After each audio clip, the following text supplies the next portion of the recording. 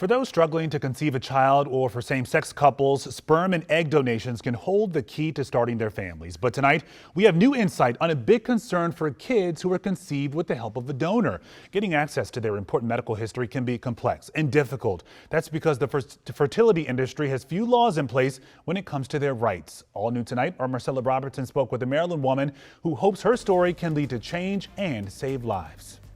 That's me. When Jackie Coolidge pages through these old photo albums in her Chevy Chase home, My sisters and their friends. it brings her childhood back to life. You know, pretty normal family. I think my parents were bending over backward to make sure they treated everyone the same. A childhood in Michigan with her mom, dad, and two older sisters. For more than 50 years, this was the only life she knew. That's until 23andMe came into the picture. My husband and I said, oh, let's do this. Her DNA results unlocking a part of her family tree she had no idea existed. I could see that I'm related to everybody on my mom's side. I'm not related to anybody on my dad's side. I'm only half sisters with my sisters. Jackie's parents had already passed, but she found her answers tucked away in their medical records. This letter from the University of Michigan Hospital thanking her parents for their cooperation. You see, Jackie was conceived using donor sperm. My parents were, they had kept completely tight-lipped about it. They weren't saying a thing. Jackie was curious about her donor father, especially his medical history. I've been giving incorrect information to my doctors my whole life. So she turned to Facebook, where her search angels, as she calls them, complete strangers, found him. Her donor father's family gave her access to his medical records, where she found a history of colon cancer. I should have been on the early and often colonoscopy schedule. As it turns out, I had been, I had had a colonoscopy, and it was, clean at the age of 50, Thank goodness. Jackie was lucky, but she knows other donor-conceived people are still in the dark about serious medical conditions they're at risk for. Next, we have House Bill 482. Which is why Jackie's story inspired Maryland House Bill 482.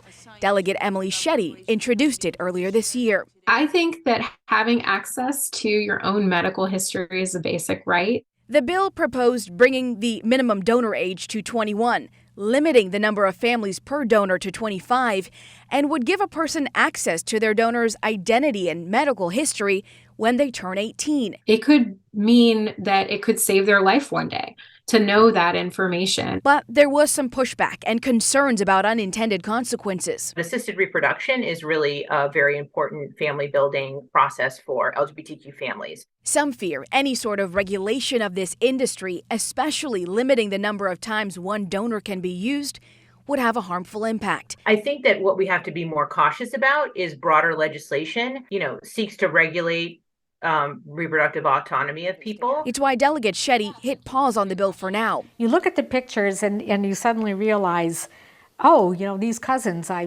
there's no genetic relationship. Meantime, Jackie's search for answers led her to two other half-sisters from the same donor. I call it, the nurture family and the nature family. She says her story doesn't redefine her idea of family, it just expands it. Marcella Robertson, WUSA 9.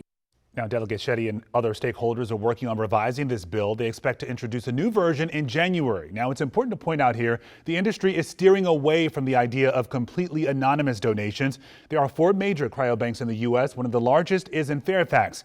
3 years ago, Fairfax Cryobank started to only accept donors who would be willing to have certain information released when their offspring turns 18. Jackie and others still want an actual law in place, so we will keep you posted on that progress.